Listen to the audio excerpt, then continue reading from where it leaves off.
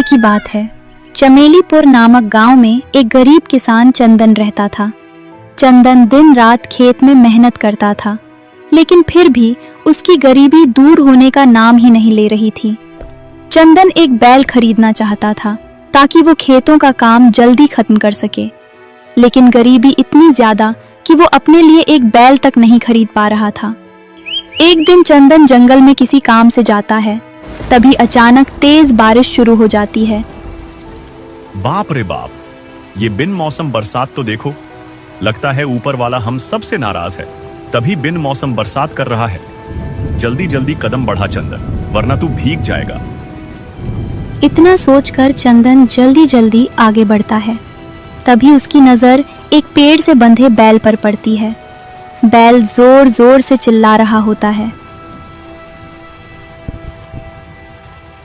अरे ये बैल यहाँ कहाँ से आया? अरे ये बैल तो भीग रहा है, इसके आसपास कोई है भी नहीं। आखिर ये किसका बैल हो सकता है? चंदन अब आवाज लगाते हुए बैल के मालिक को ढूंढता है, लेकिन कोई भी उसे वहां दिखाई नहीं देता। कोई है? अरे भाई, कोई तो जवाब दो। ये बैल किसका है? इसे इस सुनसान जंगल में पेड़ से बांधकर कौन चला गया? बेचारा मदद के लिए पुकार रहा है। इसकी आवाज सुनकर तो लगता है जैसे ये किसी बड़ी मुसीबत में फंसा हुआ है। अगर इसका मालिक यहाँ कहीं है तो सामने आओ। चंदन कुछ समय तक उस बैल के मालिक को इधर उधर ढूंढता रहा, लेकिन उसे वहां कोई भी दिखाई नहीं दिया। मैंने आसपास हर जगह देख लिया, लेकिन कोई भी यहाँ नहीं है। इस तेज बारिश में अगर ये ज्यादा देर रहा तो बीमार पड़ जाएगा। एक काम करता हूँ, इसे अपने साथ घर ले जाता हूँ। चंदन को उस बैल पर दया आ जाती है, इसलिए वो उसे अपने घर ले आता है और आंगन में बांध देता है। अब तुम आराम से मेरे घर पर रहो, क्योंकि तुम्हें एक घर की जरूरत थी और मुझे एक बैल की। मुझे अपने खेत जोतने के लिए एक बैल चाहिए था, लेकिन मेरे पास उसे खरीदने के पैसे नहीं थे। मगर देखो, ऊपर वाले ने हमें एक दूसरे से मिलवा दिया। अब से तुम मेरे साथी हो। इतना कहकर चंदन बैल को खाना देता है। ये लो, तुम जल्दी से ये खाना खा लो। मुझे पता है तुमने कुछ नहीं खाया होगा। अच्छे से खाना खाकर सो जाओ। चंदन उस बैल की देखभाल करके सो जाता है। अगली सुबह चंदन अपने बैल के पास फिर जाता है और कहता है, इतनी अच्छी सुबह है, जल्दी जल्दी खाना खत्म करो, फिर हम खेत चलते हैं। वहां बहुत सारा काम है। तुम्हारी वजह से आज मेरा काम जल्दी खत्म हो जाएगा। बस तुम मेरा पूरा साथ देना, ठीक है ना? अभी चंदन आंगन में खड़ा होकर अपने बैल से ये कह ही रहा था कि तभी दूध वाली मीनाक्षी आती है और चंदन को आवाज लगाती है। चंदन भैया, ओ चंदन भैया, ये लो दूध। और हाँ, कल मैं नहीं आऊंगी, कल मेरे रिश्तेदार के यहाँ शादी है। अरे ये बैल? चंदन भैया, तुमने ये बैल कब खरीदा? कितना सुंदर और भारी भरकम बैल है। अरे अरे, मेरे बैल को नजर मत लगा देना। मेरा बैल तो है ही लाजवाब। ऐसा बैल कहीं और नहीं मिलेगा। अरे भैया, मैं क्यों तुम्हारे बैल को नजर लगाऊंगी? मैं तो बस इसकी तारीफ कर रही थी और तुम खामाखा भड़क गए। हाँ तो भड़कूंगा नहीं। अगर मेरा बैल बीमार पड़ गया तो? तूने दूध दे दिया ना, अब जा यहाँ से। हाँ हाँ, जाती हूँ। बैल न हो गया जैसे कोई खजाना हो गया है। इतना कहकर मीनाक्षी गुस्से में वहां से चली जाती है। इधर चंदन कहता है, आई बड़ी मेरे बैल को नजर लगाने वाली। मेरा बैल देखकर इन गांव वालों की आंखें निकल आई हैं। अब जब मैं इसे खेत लेकर जाऊंगा और ये वहां काम करेगा, तब लोग और ज्यादा मेरी वाहवाही करेंगे। चंदन अब अपने बैल को खेत ले जाने के लिए निकल पड़ता है। चल चल, आज मैं तुझे अपने खेत ले जा रहा हूँ। तुझे वहां अच्छा लगेगा। तू वहां काम में मेरी मदद करना, फिर वापसी में मैं तुझे हरी हरी घास खिलाऊंगा। चंदन अब बैल को लेकर खेत पहुंचता है। तभी एक दूसरा किसान भीम उसके पास आता है और उससे कहता है, अरे चंदन, तुझे ये बैल कहाँ से मिल गया? कल तक तो तेरे पास कोई बैल नहीं था। देखने में तो ये बहुत ही अच्छा लग रहा है। तूने इसे कहाँ से खरीदा? मैंने इसे खरीदा नहीं है। बस इतना समझ लो कि ऊपर वाले ने मुझे ये बैल तोहफे में दिया है, वरना मेरे पास इतने पैसे कहाँ कि एक बैल खरीद सकूं। चंदन भीम को अब सारी बात बताता है। अच्छा, तो ये बात है। तेरी किस्मत भी बहुत अच्छी है। तूने जो चाहा ऊपर वाले ने तुझे दे दिया। इसकी सेहत देखकर लगता है कि ये तेरा काम मिनटों में खत्म कर देगा। अब तू अच्छे से खेती कर, मैं भी अपने खेतों में जाता हूँ। इतना कहकर भीम वहां से चला जाता है। तभी चंदन खुद से बड़बड़ाते हुए कहता है, हर कोई मेरे बैल की सेहत ही देख रहा है। हे ऊपर वाले, मेरे बैल को बुरी नजर से बचाना। अब चंदन अपने बैल से कहता है, चलो मेरे दोस्त, काम पे लग जाओ और ये पूरा खेत जोत डालो।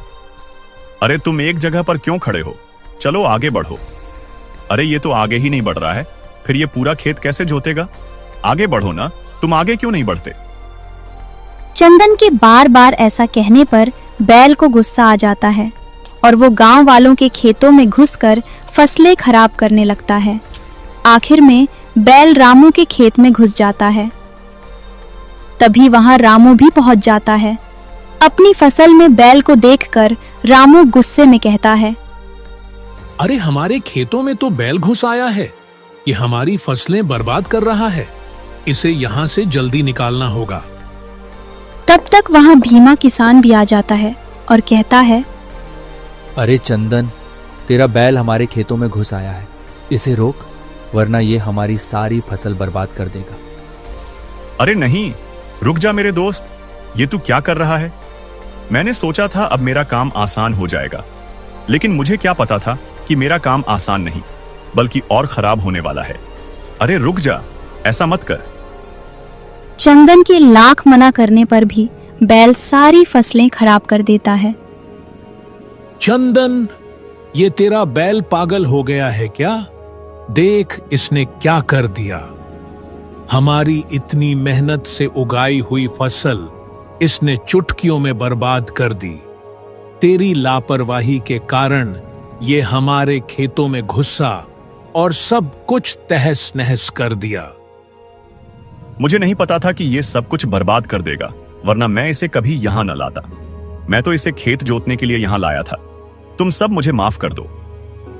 हमारा बहुत बड़ा नुकसान हो गया है चंदन। अब इस नुकसान की भरपाई तू करेगा।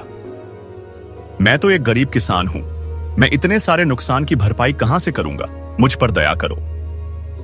हम कुछ नहीं जानते। तू हमारा नुकसान नहीं भरेगा तो कौन भरेगा? आखिर बैल तो तेरा ही है ना। न तू ये जंगली बैल अपने साथ लाता, न ही हमारा इतना नुकसान होता। ठीक है। हम तुझे 2 महीनों की मोहलत देते हैं। 2 महीनों में तुझे हमारा नुकसान कैसे भी करके चुकाना होगा। इतना कहकर वो किसान वहां से चले जाते हैं। अब चंदन परेशान हो जाता है और सोचता है, मैंने हाँ तो कह दी है, लेकिन मैं इन सब की भरपाई कैसे और कहां से करूंगा? अगर मुझे पता होता कि ये बैल इतना गुस्से वाला है तो मैं इसे अपने साथ कभी न लाता। अब चंदन अपने बैल को लेकर घर लौट आता है और उदासी से कहता है, मैंने तेरी मदद की और बदले में तूने क्या किया? मेरा काम खराब कर दिया। मेरा तो किया ही, साथ में बाकी किसानों की फसल भी खराब कर दी। अब मैं उनके नुकसान की भरपाई कहां से करूंगा? इतना कहकर चंदन रोने लगता है। अगले दिन, आज मैं तुझे अपने साथ खेत नहीं ले जाऊंगा। तू घर पर ही रह। मैं आज के बाद तुझसे कोई काम नहीं लूंगा। तुझे मेरा हाथ बटाना पसंद नहीं है ना? तो ठीक है। अब चंदन बैल को खाना देकर अकेले ही खेत चला जाता है। मुझे इस बार बहुत मेहनत करनी होगी ताकि मेरी फसल 4 गुना अच्छी निकले और मैं किसानों के नुकसान की भरपाई कर सकूं। चंदन ये सोचकर दिन भर कड़ी धूप में मेहनत करता है। काम करते करते शाम हो जाती है। हाँ, काम तो पूरा हो गया। अब मुझे बस फसल निकलने का इंतजार है। फसल निकलते ही मैं सबके नुकसान की भरपाई कर दूंगा। अब कुछ समय गुजरता है और चंदन की फसल काफी अच्छी निकलती है। ऊपर वाले तेरा लाख लाख शुक्र है कि तूने इतनी सारी और चमकती हुई फसल पैदा की है। अब मैं कल इसे काटकर बेच दूंगा और किसानों के नुकसान की भरपाई कर दूंगा। अगले दिन चंदन फसल बेचकर किसानों के नुकसान की भरपाई करता है। चंदन, अच्छा हुआ कि तूने हमारे नुकसान की भरपाई कर दी। तुझे क्या पता हमने कैसे इतने दिन काटे हैं। हाँ चंदन, तू तो जानता है तेरी तरह हम भी गरीब इंसान ही हैं। अगर हम मजबूर ना होते तो तुझसे अपना नुकसान भरने को न कहते। लेकिन तू तो हमारे हालात अच्छे से जानता है। मैं जानता हूं काका आप सबके हालात। आप सबको शर्मिंदा होने की कोई जरूरत नहीं है। मैंने आप सबको आपके ही पैसे वापस किए हैं। अब मैं चलता हूं, मेरा बैल घर में अकेला है। चंदन, तू अभी तक उस बैल को लेकर बैठा है? वो बैल किसी काम का नहीं है, उसे बस काम खराब करना आता है। तू उसे बेच क्यों नहीं देता? इससे तेरे पास पैसे भी आ जाएंगे और तुझे उस बैल से छुटकारा भी मिल जाएगा। नहीं भीम, मैं इतना स्वार्थी नहीं हूं कि पैसों के लिए उसे बेच दूं। मेरा बैल जैसा भी है, मैं उसके साथ खुश हूं। तुम मेरी चिंता मत करो। इतना कहकर चंदन अपने घर की ओर निकल पड़ता है। किसानों के नुकसान की भरपाई तो हो गई, लेकिन मेरे पास कुछ नहीं बचा है। मेरे हाथ खाली रह गए हैं। अब मैं बैल के लिए चारा कहां से लेकर जाऊं? एक काम करता हूं, जंगल से हरी हरी घास घर ले जाता हूं। चंदन ये सोचकर जंगल जाता है। हाँ, यहाँ तो बहुत सारी हरी हरी घास हैं। जब तक मेरे पास पैसे नहीं आ जाते, तब तक मैं अपने बैल के लिए यहीं से घास ले जाया करूंगा। अब चंदन जल्दी जल्दी घास काटने लगता है। कुछ ही देर में चंदन सारी घास काट लेता है। घास काटने के बाद वो मन ही मन सोचने लगता है। घास तो कट गई, अब इसे लेकर घर जाता हूं। शायद बैल ये घास देखकर खुश हो जाए। चंदन ये सोचकर घर चला जाता है। आज चंदन जल्दी घर पहुंच जाता है और घर पहुंचते ही देखता है कि उसका बैल घर पर नहीं है। अरे ये बैल कहाँ गया? सुबह तो यहीं था। कहीं उसे कोई चुराकर तो नहीं ले गया? इतना कहकर चंदन बैल को इधर उधर ढूंढने लगता है, पर बैल उसे कहीं नहीं मिलता। मुझे उसकी बहुत चिंता हो रही है। एक काम करता हूँ, बैल को पूरे गांव में ढूंढ लेता हूँ। क्या पता वो यहीं आसपास हो। चंदन अब पूरे गांव में बैल को फिर से ढूंढता है, पर बैल उसे इस बार भी कहीं नहीं मिलता। मैंने पूरे गांव में उसे ढूंढ डाला, पर वो मुझे कहीं नहीं मिला। अब चंदन थक हार कर शाम को घर वापस आता है तो देखता है बैल घर पर ही है। अरे तू कहाँ चला गया था? मैंने तुझे पूरे गांव में ढूंढा, पर तू कहीं भी नहीं मिला। आखिर तू गया कहाँ था? तू ठीक तो है ना?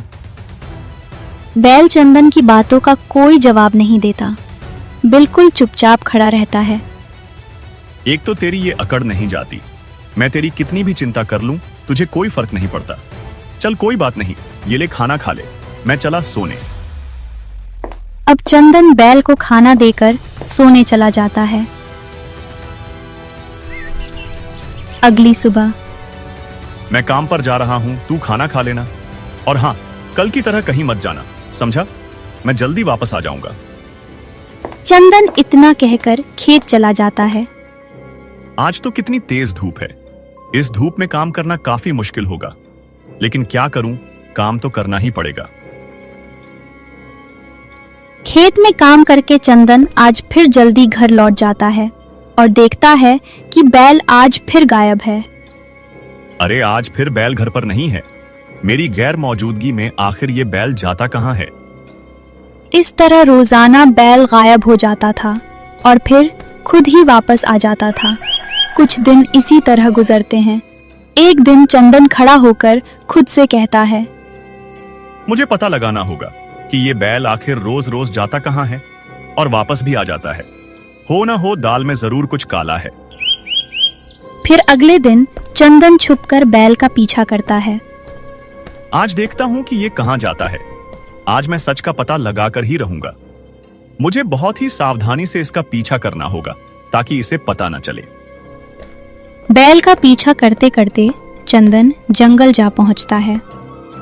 अरे ये तो वही जगह है जहां मुझे ये बैल मिला था।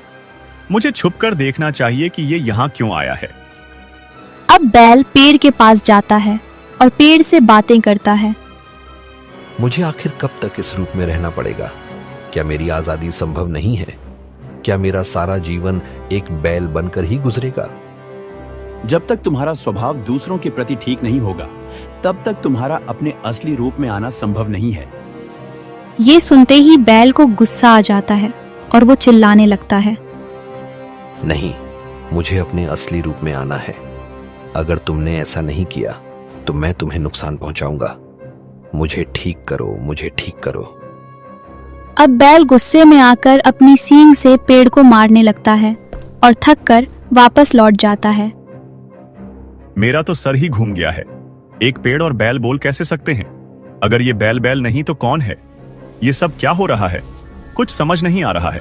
मैं भी घर जाता हूं। अगर थोड़ी देर और यहां रुका तो चक्कर खाकर गिर जाऊंगा। चंदन अब घर लौट जाता है और बैल को देखकर मन में सोचता है, देखने में तो ये बिल्कुल साधारण बैल लगता है, लेकिन ऐसा है नहीं। देखो तो कैसे गुस्से में बैठा हुआ है, जैसे सारी दुनिया इसके बाप की हो। इतनी अकड़ तो किसी इंसान में भी नहीं होती जितनी इसमें है। मुझे क्या, मैं तो चला सोने। वैसे भी काफी रात हो गई है।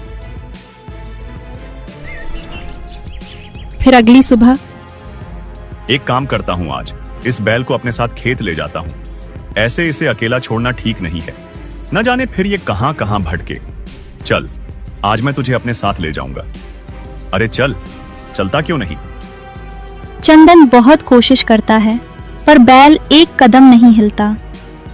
बाप रे, ये तो हिलने का नाम ही नहीं ले रहा है। देख भाई, मुझे देर हो रही है। अब चलना मेरे साथ। अगर तू मेरे साथ चलेगा तो तुझे आज खाने के लिए एक अच्छी चीज दूंगा। इतना सुनते ही बैल चंदन के साथ चला जाता है। हाँ, खाने के नाम पर देखो कैसे चल पड़ा, भुक्कड़ कहीं का। चंदन बैल को अपने साथ खेत ले जाता है और वहां एक पेड़ से बांध देता है। हाँ, अब ठीक है, तू पेड़ से बंधा रहे। अगर तुझे न बांधा तो तू फिर से नुकसान कर देगा।